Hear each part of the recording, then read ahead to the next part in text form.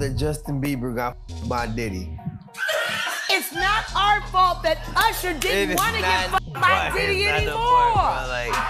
It is not our fault that Usher didn't want to get fucked by Diddy no more. Don't hit me no more. Kick in the door, waving the 4-4. All you heard was Papa, don't hit me no more. Let's go. Kick in the door, waving the 4-4. Hey, hey, hey. It was hard. There were a lot of things I seen and a lot of positions that I think I was put in where I had to make very, very tough decisions in my life about who I would be. I was 13 years old, and being 13, having that type of exposure, you know, yeah, it was cool to go to Howard Homecoming with Puff. It was great to be able to go to Club USA or the Supper Club, you know, with Puffy in that time, or the Tunnel. But these are places that a 13-year-old probably should not be. You know, most kids would be excited about it. You know, most kids are trying to figure out, you know, how to be around, you know, hot girls, pretty girls. I'm around grown women, and I'm seeing them do things and have experiences that I'm not quite ready for. You know, and I think that he was just trying to show me the lifestyle. However, that's not what I was there for. I was there because I wanted a career, man. So we would fight, we would tussle. More than often, I think Puffy would say, man, you gotta chill. Like, you just a little bit too intense. You know, you gotta relax. Like, yo, man, I'm here to work, man. I ain't sang in a week. I mean, I'm 13 years old, like banging on this man as though, you know, I am the manager. I am the spokesperson for Usher.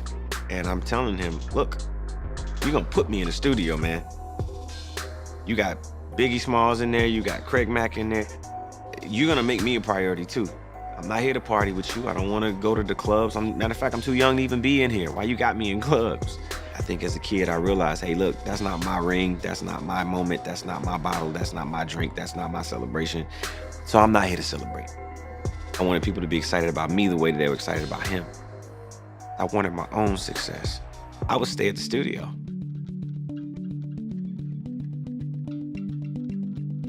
All of what I could absorb from being an artist, being around other performers like Mary J. Blige, Jodeci, I'll Be Sure at the time, Missy Elliott, Timbaland, all of these people, I would just absorb every bit of what I could get my hands on. I was just pulling everything I possibly could. There was a lesson in all of it. There was something to pull from it all because I got a chance to see a glimpse of the lifestyle, a glimpse of the idea of what it was to be successful. And part of all of this is really, if you can see it. When Usher was still a rising star, it's widely known that Sean Diddy Combs had a hand in mentoring him. At least that's how it was presented. But looking back, some people have started to question the real motive behind that mentorship. Was Diddy genuinely trying to help young artists like Usher? Or was he looking for someone to shape, control, and use for his own benefit? Usher's early years in the industry were heavily influenced by Diddy, and that relationship would set the tone for what's now being re-examined under a different light. You know, yeah, it's like, exactly. I'm digging it, Rob. Yeah, no, I mean, to a lot of us, he's like a little brother. You know what I'm saying? He's not afraid to call and ask for advice. He's somebody that, in the industry-wise, the record industry is a strong family, and he's somebody that, you know, we definitely have our arms around, and we want to protect him because he's such genuinely a nice person besides his talent. You know what I'm saying? He's one of the greatest kids that you could ever know. Justin,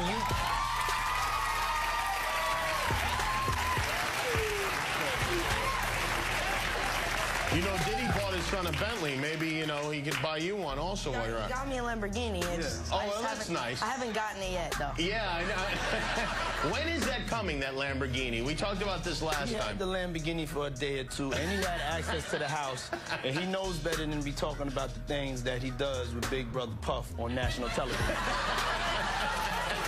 Apparently not. Something. Like right now. Wow. Lean into me again. You smell amazing. How old are you? Thank you. How old are you? I'm 16. I'll be 17 in like 2 weeks. I don't ever remember smelling that good at 16. Like that was bad. Wow, look at your eyes. What music are you listening to? Would you rather we have to be naked on stage during one full song, or drink a cup of blended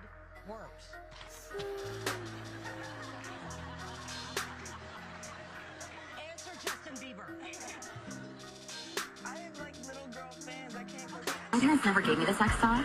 Okay. Certain feeling, and I felt a certain way when Usher got on Shay Shay, and I don't mean to mention other people's platforms, but he got on Shay Shay and he mentioned how great and how good Puff taught him and everything.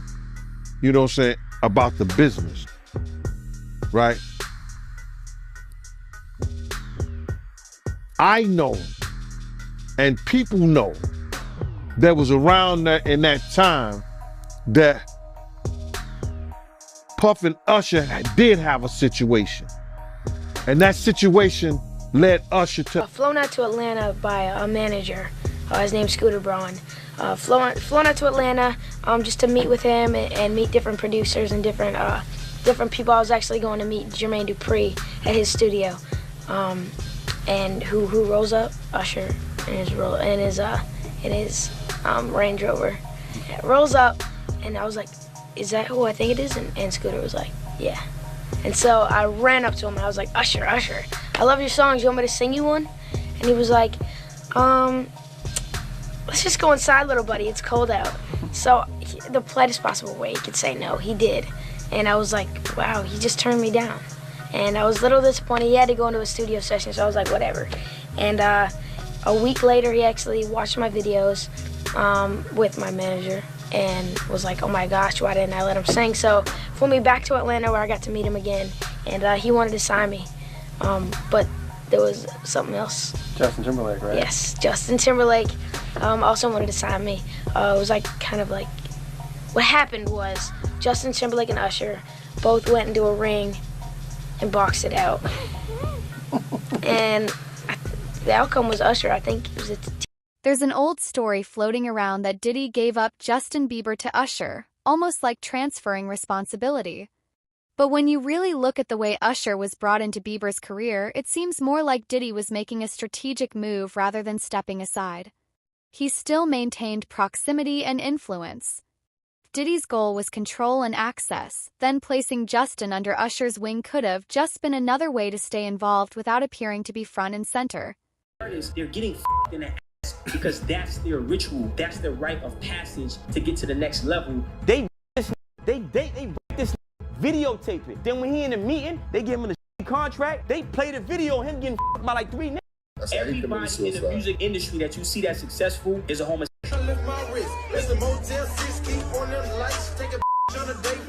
So you go, so they get high, they get intoxicated, and they have transvestites in ass. Yo! They have transvestites. I'ma tell you one time. I'ma tell you one time. I'ma tell you one time. One time when I met you, come on. Wow. I ain't mean to stop you like that, but this is only a tease. Ladies and gentlemen, introducing to you, Island Def Jam recording artist, Justin Bieber. It's getting ready to go down. Just so you know, we're in the studio right now working on it. Get ready because it's going to be big. Ain't that right, Justin? That's right. That's right. So look out. We're coming. In 2024, Usher was selected to headline the Super Bowl halftime show, a major career milestone. Most fans expected Justin Bieber to make a surprise appearance given their history. But Bieber didn't show up. Later, Usher confirmed that Justin turned him down. It was a respectful explanation, but it raised eyebrows. Usher and Bieber were still close. Why did Bieber pass on such a high-profile collaboration? It hinted at a growing distance, possibly a result of old tensions going back to their Diddy-related beginnings. To New York City.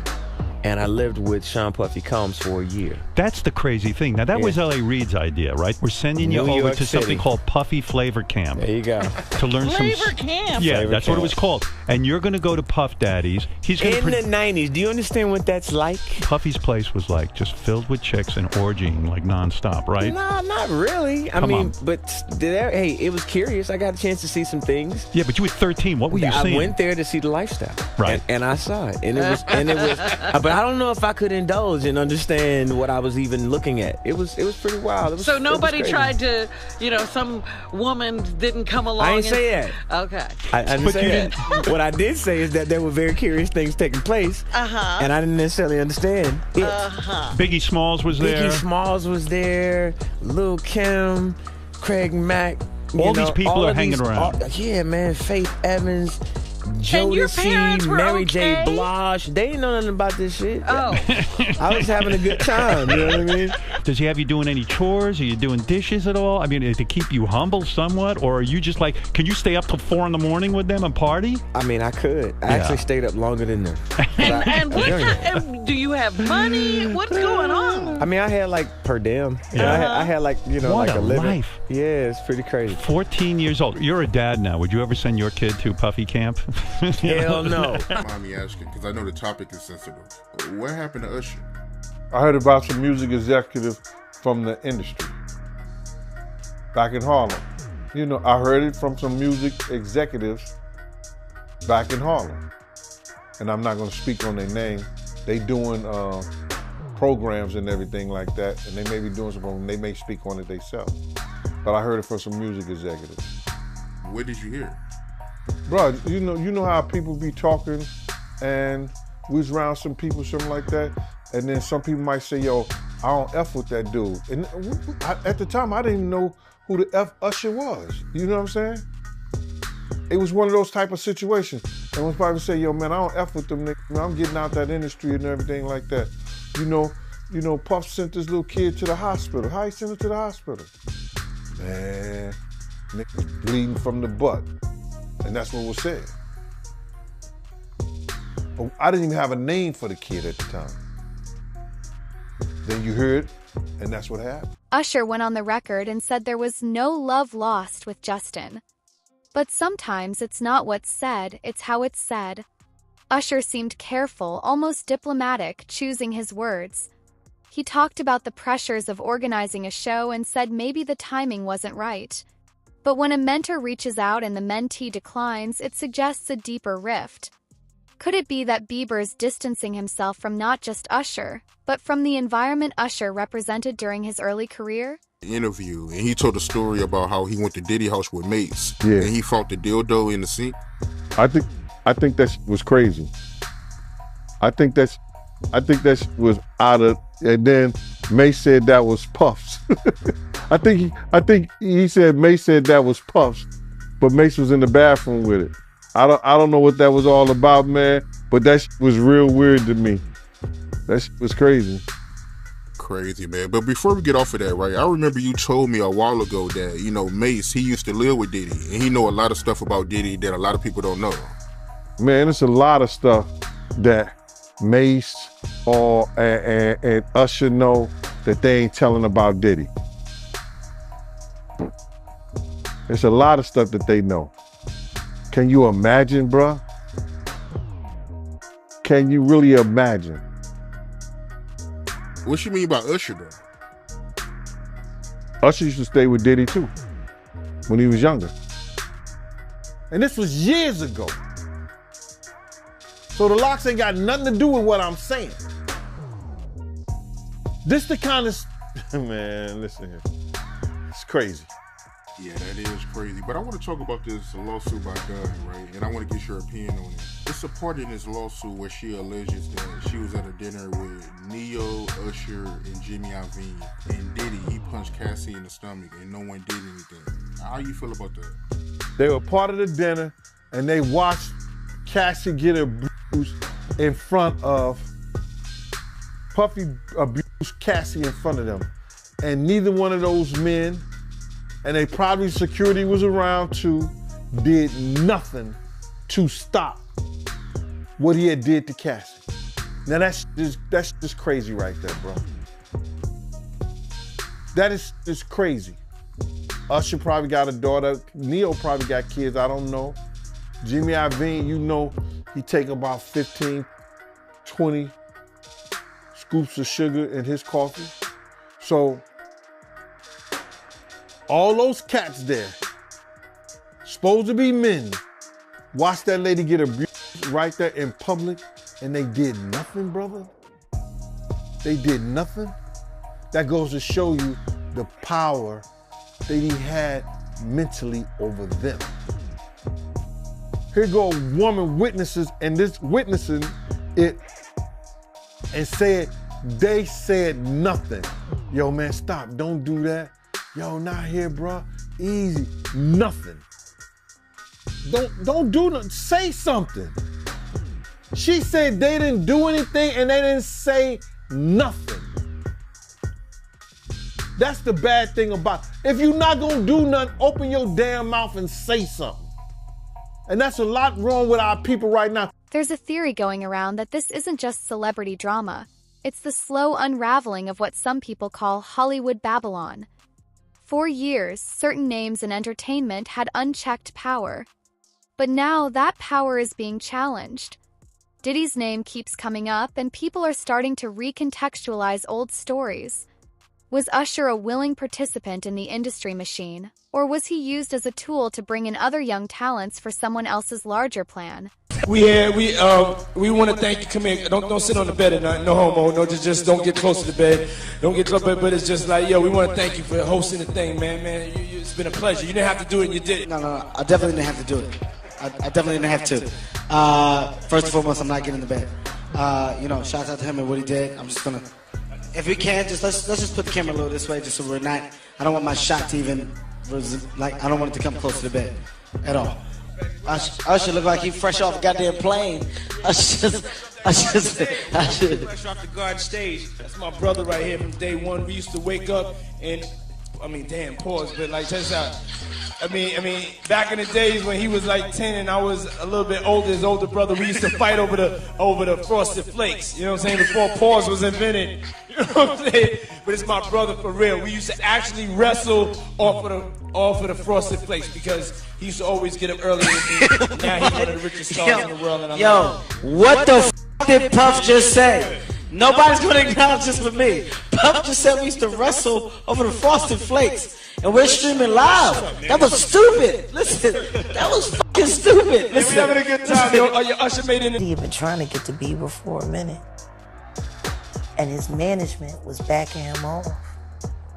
But it wasn't until Usher took over management and had guardianship and gave temporary guardianship to the diddler for 48 hours. Think about that. He had already been to the hospital. That situation that Gene was talking about. And you still took Bieber there. But you got custody of him first. Diddy had already tried. They wouldn't let him. Actually, someone made reference to the fact that Diddy trying to get at Bieber the way he was trying to get at Bieber was looking a little predatory. And then Usher came in and discovered it and managed him and got custody of him and promised to look after him. And then he sent him to the diddler. Does that sound like a good guy? It's horrible. Does that sound like a good guy? Now that we know what Diddy's really like. They're not seeing what the intentions was in his heart when he took Justin Bieber there. Oh. Let's be honest. He took Justin Bieber there. Justin Bieber's silence on Diddy and Usher has been loud in its own way. He's gradually created space from both of them. In 2023 and 2024, fans noticed he unfollowed Usher and stopped attending Diddy's events altogether. While he hasn't made any public accusations, his actions speak volumes. Bieber's quiet retreat could be his way of stepping out of a cycle he no longer wants to be associated with. But how dare you say a man that groomed you, you gonna give him a pass? Bruh, you know I know. Let me reframe you on something. Remember Usher? We was at the Swiss Hotel. Puff had Kim in the room. Had one of Keith Sweat's baby mothers in the big room outside the master bedroom. He came outside in his robe. She gave him a fellatio right there. His back was turned to me. She gave him a fellatio. You knocked on the door. I came and opened the door for you. Puff went in the room. You came in the room and kissed that girl dead in the mouth. Now I'm telling that because you taking up for somebody that you know and a lot of more people know didn't do you right when you was at Diddy camp. Of mentorship in entertainment is often romanticized, but what happens when that mentorship isn't about support but about access? Diddy took on the role of a gatekeeper for many artists. Usher may have thought he was being helped, but in hindsight, did he realize he was just a part of a bigger system, one that benefited someone else far more than it helped him? Man, you know, his mother had a modeling agency, and it was alleged that it was also ladies of the night, a prostitution ring too, or these ladies was doing things other than modeling. So the apple don't fall far from the tree. Yeah. So now you gotta understand this, and looking at her and some of the stuff that he was saying, and their relationship has changed since I knew them, since I was around them. You understand? This man was talking about that his mother could take her palms and bend over and put them down on the floor. Not bend over, but she could stand straight up and put her palms on the floor, bruh. He's saying that about his mother. Who describes any of their mother actions like that in a sexual way? And then, you know, I don't know how many dudes do kiss their mother in their mouth when they 50, 60 years old or something like that. That's them, that's their whole thing, man. But that was a little kind of weird for me. And then his mother wore the same white fingernail polish that Cassie described that he liked to see her and other models in when she was describing her lawsuit. And what's crazy to me is that, man, it seemed like him and his mother had this, I don't want to get too deep, man, this Oedipus complex thing. You know what I mean? And a lot of people going to say, yo, Oedipus complex. Well, let me just tell you a brief story so you'll know. Oedipus was, it may have been Greek mythology, or it was probably Greek mythology or something like that, but it's a story about a young man that was told that he was going to kill his father and marry his mother.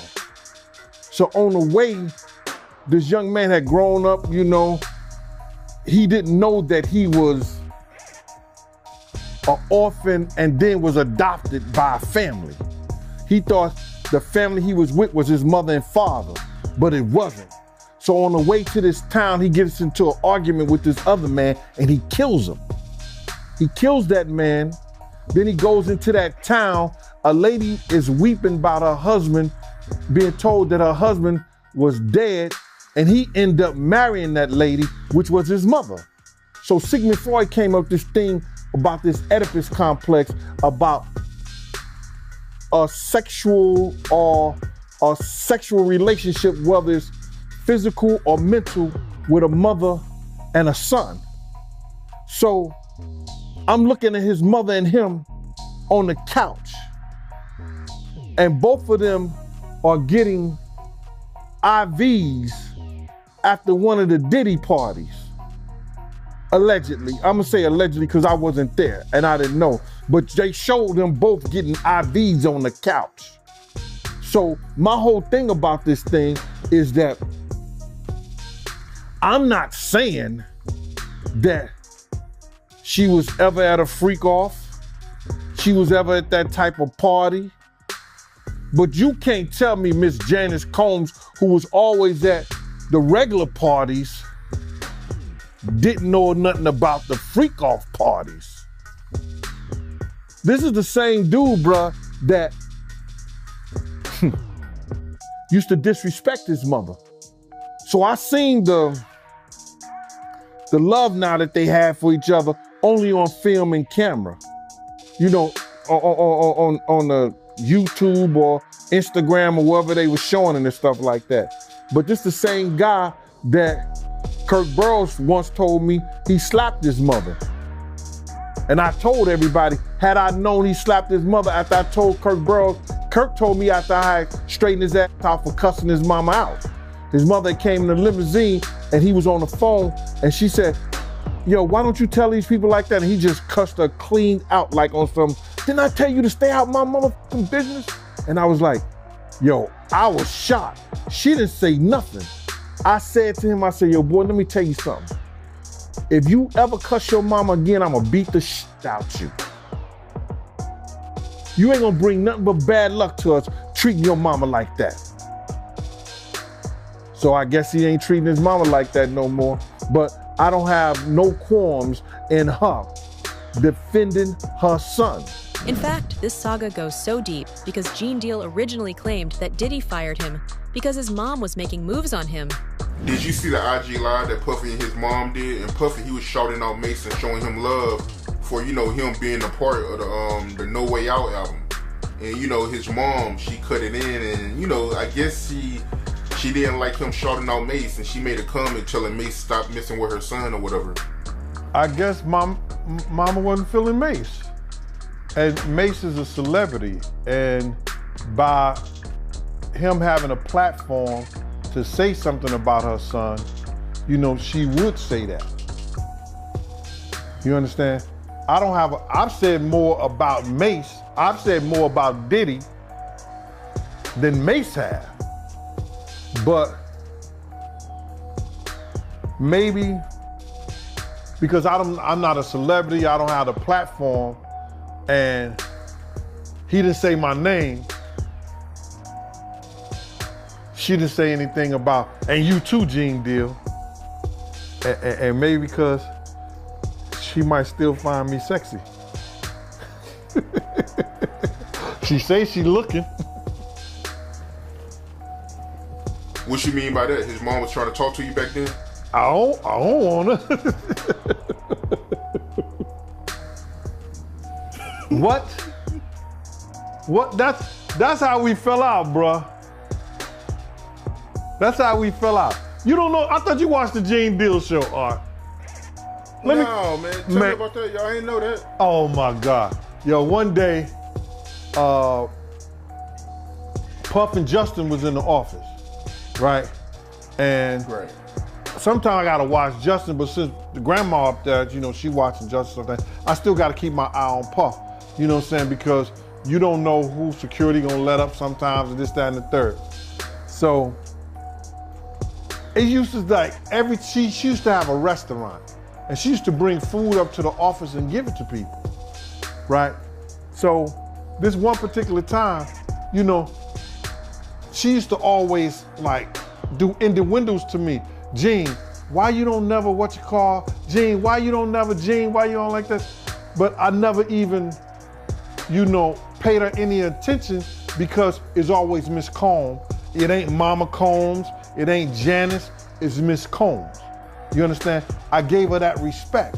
But she used to always throw in the windows, and you know when somebody find you somewhat attractive. And then because I used to get in Puff's ass, because Puff used to be disrespectful around his mother. You understand? I'm glad they got a better relationship and they got a better understanding, because she know I said it before. You understand? When he cursed out, we was getting in a limousine. This when the office was on 19th Street and 5th Avenue. He said, didn't I tell you to stay out my motherfucking business? He was talking to his mother. And I said, boy, let me tell you something. If I ever hear you cuss your mother again, I'm gonna beat the shit out you. You ain't gonna bring nothing but bad luck to us. Don't you ever cuss your mother again. Like, what is even going on here? How was all of this happening in plain sight without anyone figuring out what was going on? Gene, but I told her to stay out of my business. Nigga, you wouldn't have no business if it wasn't for her. I'm not playing with you, man. Now you need to apologize to her. She slammed the door because she was gonna get in a limo with us at this time. She just left and went the other way. Now, we was in the office one time. This one time, Justin, she brought some food up. And she like, Gene, I need you to go downstairs and get this food out the truck or the van or whatever she had on down there. I need you to get out there. I said, and all these people's in the office. It's 1,000 interns that could have did that shit. But I know she just she wanted to show that she had power over me, and I would never give her no power over me. You understand? Because she used to always ask me to do shit. I know what, she probably really wanted me to do, but I wasn't feeling that. So now, I'm sitting there like, no, I'm not doing that. I'm not here for that. So she got all riled up. Everybody do what I tell them to do except you. Who do you think you are? Something like that. I said, I'm here for Puff. Anything happen to him while I go down there getting your food, it's a situation. Puff overheard the thing. And Puff came out and said, yo, I'm tired of this. I'm tired of this. Why you always messing with Gene? Leave Gene alone. This came out his own mouth in his office. And there's people who was there who witnessed the shit. And from that point on, Paul started getting this other dude from my block, around our block, named Stretch, because he was NYPD, to take my days. And I just said to myself, man, I ain't fucking with that no more. And that's how we fell out. That's how it ended. That's how it ended. So she was trying to get at you on the low. She was trying to come on to you. That's why she kept messing with you. But you wasn't going for it. You wasn't checking for it like that. You wasn't interested. Not at all. Nah, I was gonna knock the dust off that, bro. Not me. You didn't find her attractive? No, not at all. So yeah, the whole family is kinda messed up. And that's without even talking about the lawsuits his sons have been hit by. So how do you think things will turn out for Diddy? Let us know in the comments below. Thanks for watching, and see you in the next video. Diddy's legal troubles have now reached a point where even his own lawyers are stepping away. Top attorney Anthony Rico resigned, saying he could no longer represent Diddy. That speaks volumes about what might be happening behind the scenes. If someone that close to the defense team is walking away, it's a major sign that things are crumbling, and people who used to protect Diddy's interests might no longer be willing to stand by him. Battling with this homosexuality way before all this came out. Y'all be, you motherfuckers like always saying, and you too, John, Reggie be lying, Reggie making up. But if y'all go and listen to my videos before, y'all see I done spoke on all this bullshit before. Been telling y'all, Puffy Combs is a fucking homosexual. Any man sitting paying a motherfucking meal to come and watch him have with his girl is a weirdo. Now I know y'all be like, well, you don't watch porn, you don't watch porn. No, number one, I don't pay a motherfucking man to come and watch me or let me watch them a man. I mean, a girl. I ain't gonna pay no man to do that. And generally, if I'm watching porn, it's girl on girl. That's just my taste. But yeah, that's crazy. But I've been telling y'all that he's gay. But when you have to have the females around, you gotta hide that crazy fantasy y'all got. Gene done told y'all. The nigga going to buy plugs. Females that play with dildos and plugs and all that, they want their own. They want that broken out brand new or new for you niggas that don't know. You go break out a that you've been having laying around the house or something like that. Bitches be like, get that shit away from me. You better break it out of some plastic. How I know? I used to date. Don't do that no more. I am a happily married man now. But that's how that is, y'all. That's how that goes. Puffy is a weirdo. I'm telling y'all he's a weirdo. But now that it's out, everybody else can benefit from the stories. But Gene been telling y'all. That's one thing I give him credit for.